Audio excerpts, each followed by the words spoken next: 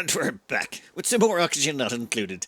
And our dupes are still running on the wheels. None of those are quite ready to go yet, and we're just about ready to start putting in our little industrial brick. It's going to be a nice little small one to start with, but we're going to scale it up rather rapidly. But first, we need to take care of reed fibre.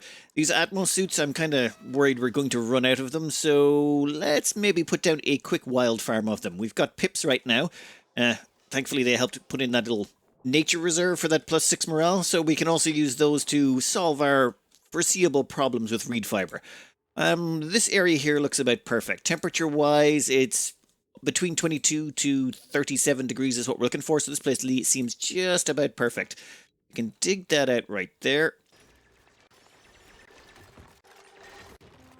And done. We now have a bunch of thimbleweed seeds in here and a pip that should plant a lot of them. And I'll plant it there in that corner, then we'll start slowly deleting the tiles out. This should allow us to get a reasonable supply of thimbleweeds in... come on, do it. Damn. Okay, it'll get around to some point. You know what they say, watch Pip never plants. Now it's time to get our little industrial... well, we're going to start with a little industrial brick. We're going to mutate it into a large industrial brick, and then we're going to mutate that into an industrial sauna. So this is going to be a bit of a Frankenstein's monster of an abomination, but in a good way. Oh, and we're going to need some plastic to get this all kicked off. So I think we'll do the plastic down here just for now. So if we go to refinement, we can get a couple of polymer presses. Say one there and one there. Then we can hook up the petroleum to there. That can go... actually, is that an insulated... insulated liquid pipe. Excellent. So those two can go in there. We'll just make sure that this is going to give off some steam, and I don't want that steam overflowing. So, gas pipes, yes. Actually, insulated gas pipes might be an idea. Grab you two like that, and we'll have you output there. It would really be better if we used a high-pressure gas vent, but you need plastic for a high-pressure gas vent, so that might have problems at first, but it's okay. The moment we get even a little bit of plastic, we can replace that with a high-pressure gas vent. Wait, does this thing give off steam or carbon dioxide? Steam and carbon dioxide. Okay, produces 8.33 grams of carbon dioxide and produces steam. So, I think the steam is produced around it and the carbon dioxide goes out the vents, does it? Yeah. Okay, that's fine. And it'll slowly press those out. The thing is, these things are hot. They are... oof. Yeah, I made a mistake and I made these out of copper. That's okay, we only need them for a short while, then we'll make the replacement ones out of steam or steel when the time comes. Alright, once... we're going to leave that there, and that's going to start churning through that petroleum at an enormous rate. At some point, we'll come back here and realize this is overheating, but that is fine. Oh, there's the steam. See, the steam just gets emitted from them. That's why the surrounding place becomes so hot. These things are one of those things that will catch you out first time round. You'll start putting these down, and then your whole base is cooked. That's why you always put them outside. Now, up here, how are we looking on the research front? Hey, we've got ourselves our renewable energy researched. In that case, let's see what else is worth taking. I think mini liquid and gas pumps, never go wrong with those. They always find use for them at some point. Power-wise, though, that does mean we now have access to steam turbines. We do need 200 kgs of plastic, but we'll have that shortly. Let's just wait until that's done, and then we're going to start building this monstrosity up. 240 kilos of plastic. That means, power-wise, we can throw down a steam turbine right there. Okay, now normally what I would do is I would only have 2 tiles below this. The 2 tiles below it would become a steam room. However, we're building with expansion in mind, so because this is going to be ripped out later and replaced with just an entire steam room, we're going to sort of simulate it, but do be aware, yeah, this is going to look a little bit dumb. What we're going to do is we're just going to put in some regular tiles here to pretend that there's no more space here, and so that we can fit it. You know what? It'll become less stupid as I make it, hopefully. So, if you could imagine, please, that there is insulated tiles going all the way across here, so that there is just this 2-tile gap, currently simulated by having those tiles there. What we're going to do is put ourselves down a utility, basically an Aquatuner. Now, this Aquatuner's job is to cool down the steam turbine. As this steam turbine destroys heat, 10% of the heat it's destroying doesn't actually get destroyed. It gets transferred into the steam turbine. So if you're pumping 200 degree steam in here, 10% of that heat ends up coming out the top. So you've got to find a way to move it. So what we're going to do is use an Aquatuner to move the heat from up here back into the steam room. And it just means we have a perfect way of destroying heat. Now, we're also going to use a liquid reservoir with this one because, well, it just allows things to be done much more cleanly and efficiently. Plumbing-wise, let's wire this up now. So we're going to have water come in here, and this is going to be a very simple system. We're going to have the water bypass this if there's ever any issues, as in it's going to go by like that. If the water comes in here and it this thing's not on, then it will bypass this and skip across. This is just one of those tricks that we use an awful lot of to save time and keep things flowing. And then, plumbing-wise, we're going to get a regular tile. We're going to make granite piping. Granite piping is good here because it actually transfers temperature pretty good. Then what we're going to do is get that granite piping, run it all the way along here, then right back up, then right by the actual steam turbine again. Oh, I should probably put some way of people getting in there to put in these pipes from the rear. Probably should have thought of that a while ago. But that's got to go like that. Ugh, 1 second. What we're going to do here is move the liquid tank back just a scooch so we can fit things in a little bit nicer. Alright, so what happens here is this. This water is going to flow back in here into this tank. Then it's going to come out here, go through this Aquatuner, get cooled down. And then go down through here to cool down our machinery before going back up and cooling down the steam turbine before coming back in here into the liquid tank to start the process all over again. Now, we got to make sure that when the water is passing through here that it doesn't freeze though. We're going to use polluted water for reasons that'll become clear later. But we don't want that water freezing going through the Aquatuner. If we cool it down below about, I think it's 20 degrees, it will freeze in the pipes and then we're going to get breaking pipes in there. So we need to put in a little scooch of automation here. And let's go under plumbing, give me liquid pipe thermal sensor. Perfect. We'll make that out of gold. We actually have loads of that stuff lying around, like, 26 tons of the stuff. So we put that on the pipe. Then we get ourselves a little bit of an automation wire. For this, we're going to use steel, though, just in case it gets too hot in there. It probably won't, but if you've got a little bit of steel, automation wire is cheap. You're almost better off using it just safe than sorry type of thing. In case anything bad happens, this thing gets way too hot and then the gold melts and you end up with huge problems. Well, okay, you're probably going to have big problems anyway. And, okay, we're probably going to have to delete a couple of these tiles. Yeah, I was afraid of this to get back in and do those piping.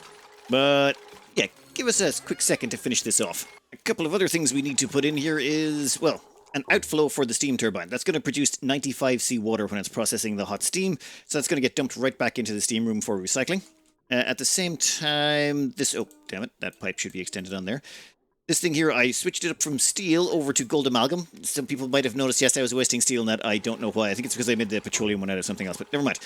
Down here, we've got 2 kilns. What we want to do with those is we want to make up ceramic. We're going to need 800 kilos of ceramic.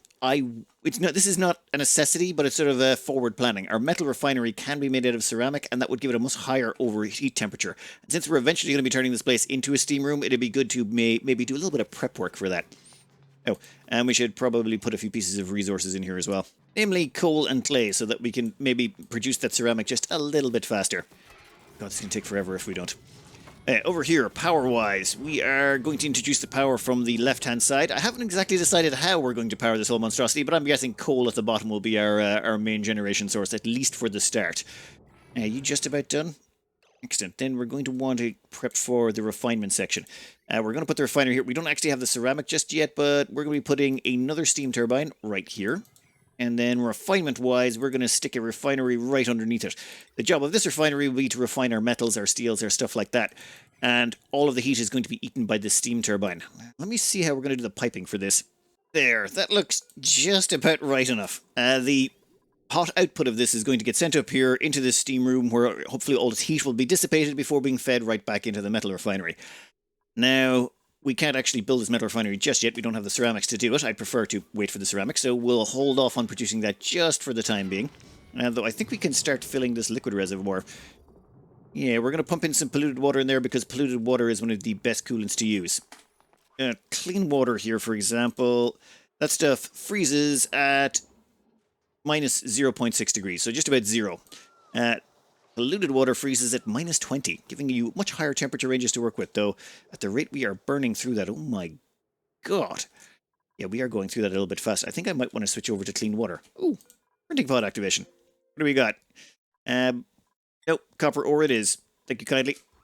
I think what we're going to do is siphon off some of that polluted water to go into the system, and we're probably going to switch over our oxygen production to clean water.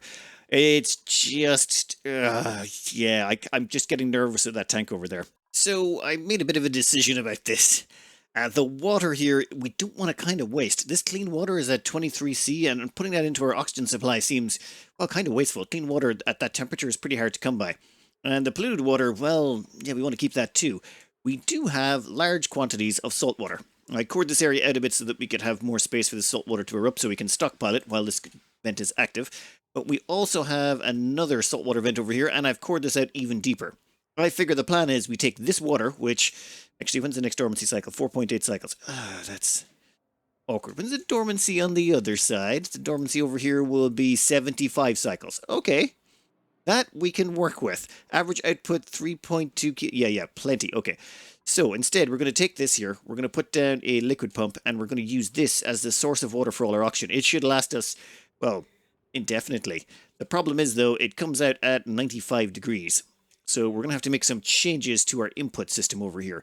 See, so far, all of the polluted water would come up here, and then it would cycle around and, well, it'd exchange all its heat with the outgoing gases. This way, the gases would get pre-chilled before they hit the ice biome. However, that's not going to work anymore. The water's going to be coming in at like 60 to 90 C. That's way too hot. So we're going to want to strip out all of this radiant piping, and we're going to want to make sure it's actually insulated piping to protect the system from the excess heat coming in. It's easier to cool down the resulting oxygen and hydrogen than it is to cool down the water. So, let me just rip out a few pipes here. Much better. Also much cleaner. Now what we're going to do is bring in all of that water from the other side. I think insulated pipes through here should do. I'll actually bring you down there. That saves us a little bit of repeat building. We don't want to finish that off just yet. Slice that off. Then continue this all the way down. I'm just trying to figure out exactly where our turnoff is going to be, though. Do we come in here, or do we try and make ourselves a shortcut into this biome?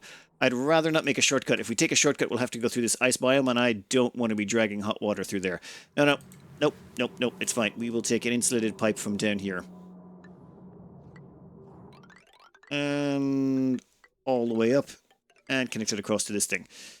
Snip this here, same thing again. Done. And that will, of course, take a few minutes to do. And we're going to need a liquid pump down here. I think I want to make this tank a little bit bigger. It's just I feel like this needs to be larger to contain all of the salt water that's going to go in here. Plus the dormancy period on this. Yeah, this is inactive for a little over 50 cycles. So we're going to need a large water tank to store all the potential water we need. And we need to make sure that this place doesn't get contaminated. If we end up with that polluted water getting in there, that could cause huge problems. So we want to make sure that this place is insulated from anything getting in here like clean water, polluted water, anything else? Any other liquids at all that might cause problems. Even chlorine, though, in all fairness, that would flash instantly. Alright, give me a quick second to expand this tank out. Well, I was going to expand the tank, then I realized we were going to run out of water if I did that. We're down to about half a tank up here. 1,800, actually down to less than half a tank. And how are we doing over here? Excellent. We're up to almost... We've got 5 pieces of wild thimbleweed planted. Soon we'll be up to 6. But over here, we have built an insulated pipe all the way down to this section. We have a desalinator here, so the salt water is going to get desalinated here. I want it to be nice and close to our duplicants because this requires duplicant labor to come in and remove the salt every so often. Also, that is a big, long, insulated pipe going all the way down here, which is now actually pumping. The reason it's insulated is this stuff's coming out hot. We don't want to be dumping that heat temperature all over our base. Then we've got the power overlay. Now, this is where things get a little bit non-standard, let's just say. This power wire is actually coming from these 4 coal generators down here. This is sort of bad practice. Normally, you want to keep your entire self-powered oxygen maker on one grid, so that this one source of power is doing everything, so you've no points of failure. The only point of failure is this. It's perfect because so long as you keep feeding it water, it keeps working, and it feeds itself water. Problem solved. However, now we have, if something goes wrong here, it fails, or if something goes wrong with the water production, it fails. Oh, and this desalinator over here, that's actually plugged into the oxygen grid up here. Because, well, that's what we want. 1 second. There, snip. So now all of the water will get filtered here by this machine, and then that water will get sent on and up. However, this produces heat, a fair chunk of heat. So, how are we going to arrange cooling for that now? Well, I thought we would do a very, very simple, basic way of doing it. For example, if you look at these gas pipes here, they're nice and chilly. Basically, the oxygen is passing through here at quite low temperatures because it's just gone through the ice biome. So why don't we just do a little bit of rerouting here and have the gas go past this, dump off its chill so that... Oh, and there we go, it's active. 70 C water. Ugh. Yeah, our cooling requirements are about to go up an awful lot. We might want to plug in the anti-entropy nullifier shortly. But no, we'll worry about that in a minute. For now, let's just get this gas sorted. All we're going to do is have it take a left, rotate around, and then come back in again. a quick stretch of radiant gas pipes. I've made them out of steel. It's the best radiant gas pipe you can make, well, at this tech level. And we can afford it just for now. Once that's completed, we can do a little bit of bridge magic. Right, we're just about ready to go, but I thought I'd point out why we're doing this. This machine is currently at 84C. It's already heated up that much in this shorter period of time. That needs to be crazy. Okay, in fact, is that... No, it doesn't seem to be outputting into the tiles beneath it. So we definitely need to put in just a little bit of cooling on this. Okay, you can go. Then we can stick in a quick gas bridge. We'll chuck that right there. In fact, we might make that a little bit of a priority. Right now, we don't have any gas flowing down that pipe, and that does provide a lot of oxygen that we need for a lot of our needs. Ah, there we go. How's the temperature looking? It's at 84.3, 0.2.1, 30, 83, and it's slowly dropping. All right, and okay, right now, that thing is processing a lot of water. It's got to fill back up this tank, which it started to empty. Once the tank is full, consumption will slow down quite substantially, and the temperatures here should even out a little bit better. Oof, how much is that going to heat up the oxygen going into our base? 25. 25C, easy peasy. We can... Oh, 26. You know what? It's fine. It's fine. We can live with that. Okay, so, yes, we now have water going from here, and we've sorted out our oxygen problem. Still haven't finished that metal refinement, but one moment. Done. We now have a perfect little system. All of the salt water is going to be infinitely sustainable so long as that vent never... Well, the vent is never going to shut off, so to speak, but that vent should provide all the oxygen we ever need for the foreseeable future. So as long as we provide power to the pump, and yeah, this should keep going, and so long as there's enough cooling up here being provided by this so that the oxygen doesn't overheat, it should work out quite nicely. This oxygen is going to start coming out of here, though, hotter and hotter and hotter. As the temperature in here goes up, the temperature of the gases coming out is going to go up. Which means, yeah, it's going to put more and more strain on that coal biome. But we do have an anti-energy nullifier we can look forward to. But not yet. Time to get back to this before I get distracted for like a third time? Or what, maybe fourth? I'm not even sure at this point. This is it, mostly prepped. We just got to force all the gases out of here. This whole room is going to become a steam room. We cannot have any other gases in there. And right now, it's full of oxygen. So, simplest thing to do is just pour in some liquids to sort it out. And since we're going to be turning into steam... We're going to use some salt water. We'll enable an auto bottle, and we have salt water over here. So we're going to grab 200 kilos of salt water and chuck it in there. And then, well, when it comes to putting water in here, you don't want more than a ton per tile, which, you know, is huge. You have massive amounts of water to work with there. I'll actually make that sweep only for just 1 second.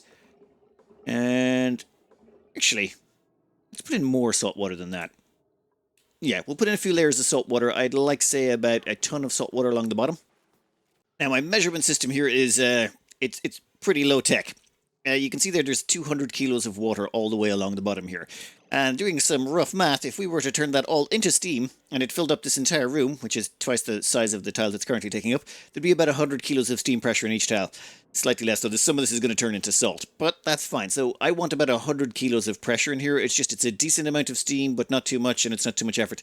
You can go up as high as about, say, 800-900 kilos of pressure in here per tile if you want.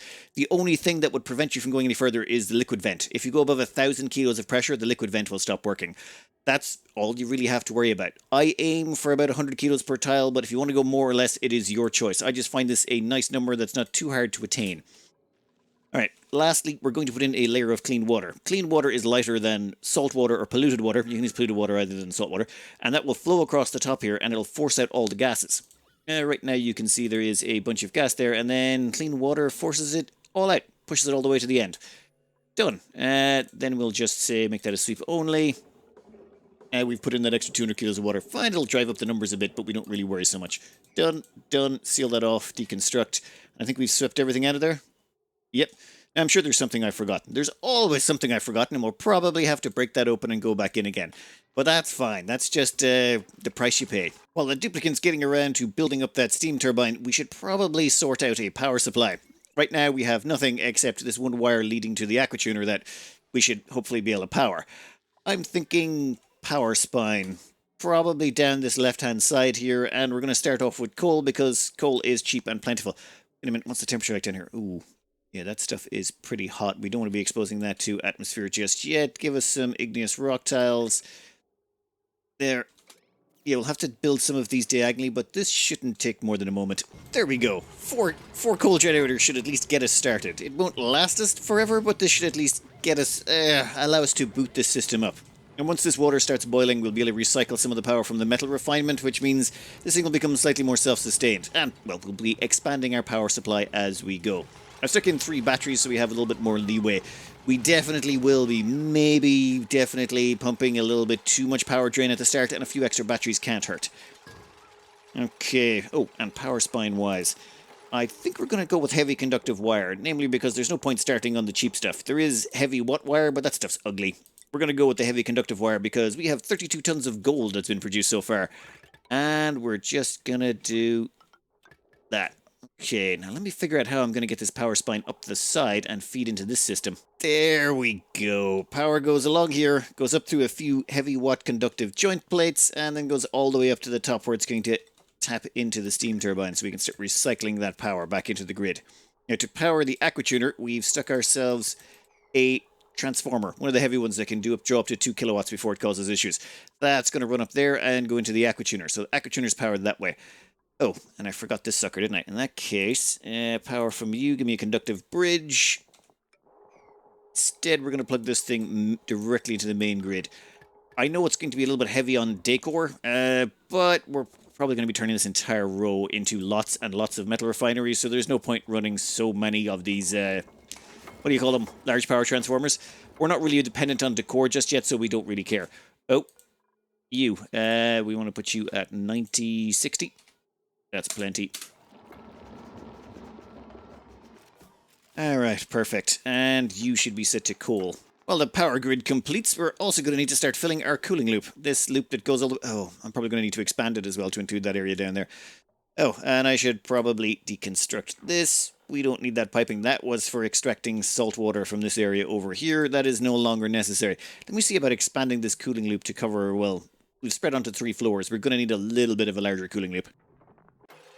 Well, that was fast. Okay, perfect. We've got the plumbing in place. We will have to change some of these to more conductive pipes later. We've got the power in place. All we need to do is 2 things. Well, actually, yeah, 2 or 3 things. One, we got to fill up this metal refinery with coolant. We can do that second, but first, we want to basically fill the cooling loop. You can go there. We'll give you a couple of tiles around you. And we'll chuck in a couple of plumbing things.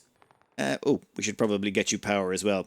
You know what? There is a transformer right there, and we have plenty of lead, so... Easy peasy. Then we're going to want to feed you onto this grid. Perfect. And we want to overfill it just a bit. That is why this liquid tank is here. If you didn't have a liquid tank, things would be very different, but having a little liquid tank for flow control will make an awful lot of sense. Here comes our first batch of coolant now. Well, coolant liquid. It's not technically a coolant, it's just a liquid we could potentially use for coolant. Now this is going to come down here and pass through the Aquatuner. I think I'd like to leave that Aquatuner off for now. If the temperature is above 26, if the temperature is above, really, really stupidly high, turn on. We don't want it turning on. We just want to start filling the loop and then we can show exactly how it works. Now because the Aquatuner is off, because the automation is off, it just bypasses that and keeps moving. This is sort of important. You see, this is meant to go around and cool this entire area, and if it ever stops running, well, that's going to cause complications with it not cooling down some areas and then others. It's, you know what, we'll cover more on that in a second. Now that the loop is sort of full, all of that liquid is starting to back up in this tank over here. I'd like to have a decent size in here. A ton would be a good start, but we'll probably go a little bit higher. We're going to be expanding this tank later, so there's no point skimping on this. In fact, 2 tons might be a little bit more of a reasonable amount for what we have planned. Perfection. 2.1 tons of polluted water flowing through those pipes. And now the temperature here is about 29 degrees. 29 degrees and change. But every time it hits this tank, a blob of water comes in. You'll see that this is stabilized out to 29.3.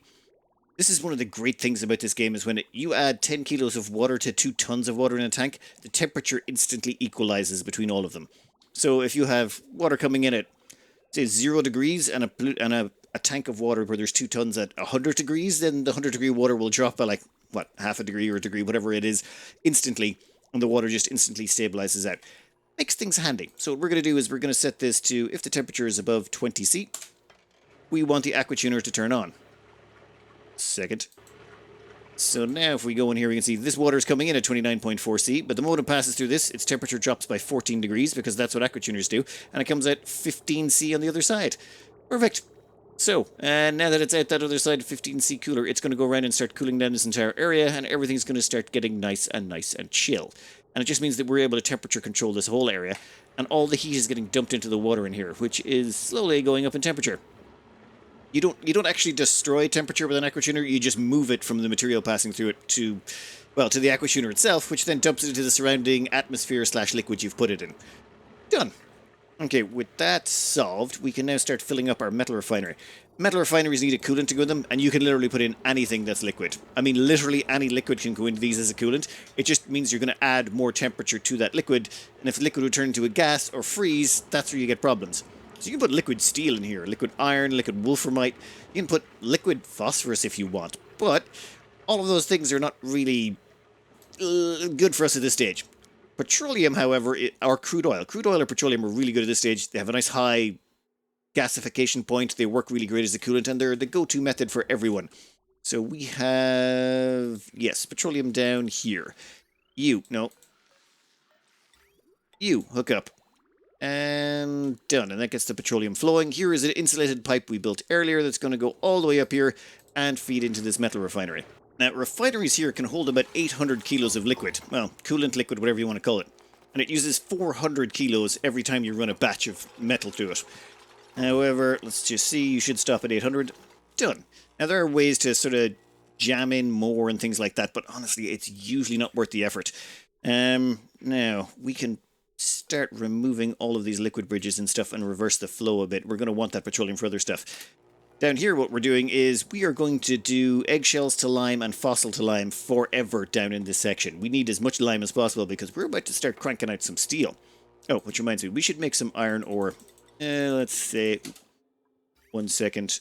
Let's maybe pause that for 1 second until we remove these pipes. I don't want any petroleum going through here just now. Alright, we're just about ready to begin. You, iron ore, give us a bunch. You know what, let's just start up 10 of them. 20, why not? We'll probably be setting this to infinity in a bit. Alright. We got iron ore ready to go. Oh, damn it, I kind of overfilled it by 40 kilos. Shouldn't make a difference. Anyone want to get around to that? Anyone? Hey, Skinny! Skinny started that up. Let's have a quick check here. Yeah, we got 400 kilos of petroleum at 83 degrees. And very shortly, that's 400 kilos of petroleum at 159 degrees. You see, when we made that iron, it dumped a bunch of heat. To do the refinement, it just cost you temperature. That's okay. Now that stuff is going to come up here, and the moment it gets into this section, these radiant gold pipes are going to dump a bunch of that heat into the surrounding water and tiles. And then by the time it gets back down, it's a balmy 53. As this keeps going and going, it'll keep heating this place up. It's going to take a while, but once this hits about 125, 130 degrees, the steam turbines will start working. But until that point, it's not going to look like much is happening. But we don't care, because we can just leave this running forever and ever and ever. Well, assuming we've got enough coal to keep everything running. Of course, we also want to produce steel. Just getting iron was not why we made this. Steel is the main prize. Namely because steel is, well, hard to make. This is the only way to make steel is in one of these things. You can't melt stuff or do anything with temperature. You literally have to stick it to a metal refinery. It is the only way. So we need refined carbon and lime to go with that. So down here, you're going to be eggshells to lime. We have 400 kilos of eggshells sitting around there. We're also going to go with fossil to lime. We have a fair chunk of that sitting around the place as well. We'll make the metal refinement probably level 6s. And then, ooh, that actually... Oh no, I think a little bit of the corner is boiling just because the petroleum's coming in so hot, it's causing a little bit of it to flash, but there's so much here it just immediately flashes back. Okay, let's fast forward time a little bit until that water starts to boil. Oh, and cooling loop. I forgot to mention the cooling loop.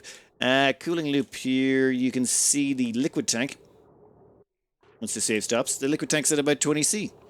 This thing works out quite nicely. It just keeps evening out the temperature until everything gets to where it needs to go. Now, you will be off by like 1 to 2 degrees most of the time. This is actually just perfect, but you might go down as low as, say, 17 degrees at times, so do be aware of that.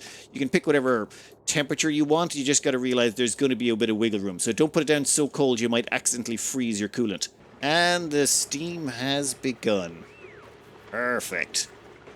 Come on, give us a couple more. How many more? Yep, we got iron to steel is just about ready to go. Perfect. Well, let's stick that on forever. Yep, and then queue us up, say, yeah, 99 iron. We never... That's the thing, you don't have to worry about it. So long as you've got power to feed this thing, it will just keep going. And I think we have enough coal to keep us going for a fair while. Yeah, we got 67 tons. We'll be fine for a little bit longer. Okay, perfect. Now, power, or do we expand this? Oh, that was it. Plastic. We need to get plastic set up as well. Damn it, why did I not leave myself any room for that? Instead, I got really greedy. I probably shouldn't have put in 2 rock crushers, but you can't help yourself when you start building one of these things. I think we'll put in the plastic over here. When putting down the plastic, we got to be aware this stuff is going to be, well, it's going to generate a lot of heat, so we got to make sure there's a fair bit of temperature exchange going on. I'm going to make the tiles here it's sitting on, not out of lead, I wanted to make those out of gold. Oh, my bad. Oh, those gold tiles are actually really pretty. That mod does a wonderful job. They come out in stars? Someone likes the gold tiles for sure. Polymer press. We'll make it out of steel. We can afford it at this point. And we'll stick in 2 of them. Oh. Yeah, I put one right across there. You know what? We're going to have to move the cooling loop. Let's preemptively expand our cooling loop substantially. Say... Yeah, here's about good. And while that's finishing off, I should probably point out our steam turbines have kicked in. We're actually generating a bit of power here and dumping it back onto the grid, which is taking the pressure off the coal. This is sort of one of the joys of the industrial brick is you get to recycle all that wonderful, wonderful power. It just takes a little bit of time for it to get up to steam. Oh, and how are we looking at on that? Alright, once they finish off the last of that will be good, and then I think we might start introducing some radiant pipes. Namely because you can see how hot it's getting up here, and down here, a few radiant pipes will sort that out real quick. Oh, and this is our hot box of steam, well sealed off with insulated tiles. You never really need more than 1 layer of insulated tiles. Unless you're going above, say, like 1,000 degrees, I wouldn't be too concerned about using 2 layers of insulated tiles. 1 is usually more than sufficient.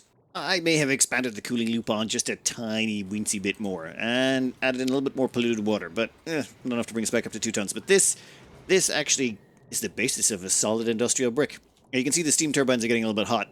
They're at 80 degrees here. Reason for that is these pipes are only made of granite. Granite is one of the best conductors for, regular pipes, but honestly the conductivity is terrible in comparison to just a little, even your basic radiant liquid pipes. These things have a thermal conductivity of 3.39. Yep, it's terrible. Let's just stick in some gold pipes. Give me some gold radiant pipes. In fact, let's put some gold radiant pipes right there. We'll stick an entire row along there. And then we'll stick an entire row there. And finally, there. And we're going to zoom out and we're going to watch the temperature change in real time.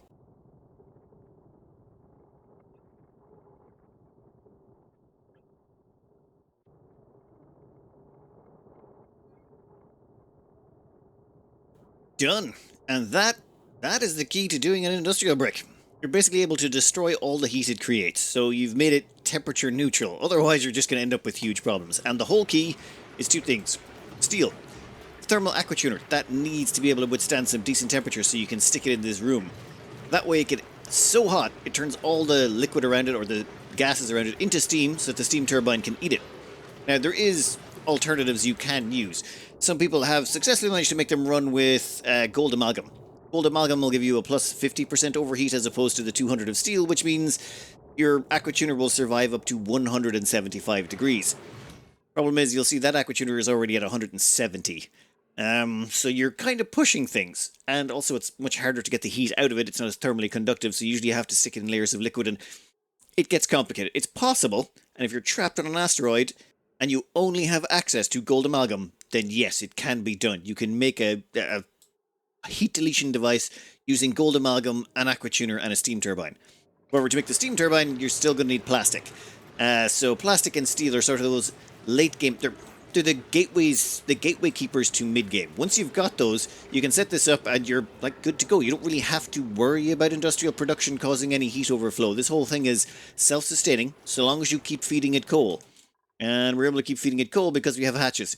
Normally I'd actually have several more ranches, but we're sort of playing around with some random stuff here. But normally I'd have about 3 or 4 ranches of stone hatches, and they would be producing so much coal you'd actually be swimming in this stuff. Though hey, we're on a smaller asteroid than the original one, so actually no, we could definitely still run several more ranches if we really wanted to. Anyway, with that done, it's left us with a few, well, questions. So, the three main sources of death are food, oxygen, and heat. And oxygen is sorted. I mean, we have all of this salt water to draw on. This is going to keep erupting for another 57.8 cycles, and by the time it's finished erupting, we're going to have enough of a stockpile to keep us going through its dormancy. So effectively, oxygen's infinite. And since it powers itself, except for the pump, of course, this should be no problems. And the cooling for that, which is the heat issue, that's pretty much sorted for now. This ice biome is eating that heat like a champ and will continue to do so for quite some time. And we've got that anti-entropy nullifier if we really need it.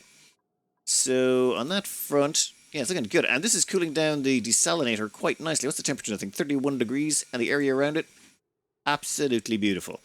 So, sorted on both of those fronts. Heat-wise for our industrial brick here, yeah, also sorted as well. So we've got the ability to produce... Oh, we need plastic, don't we? Damn it, 1 second while I just hook up the plastic here. There we go. Plastic production up and running. I should probably actually put some limiter on that, but for now, I think we're okay. We're going to need a lot of plastic for what we have planned next.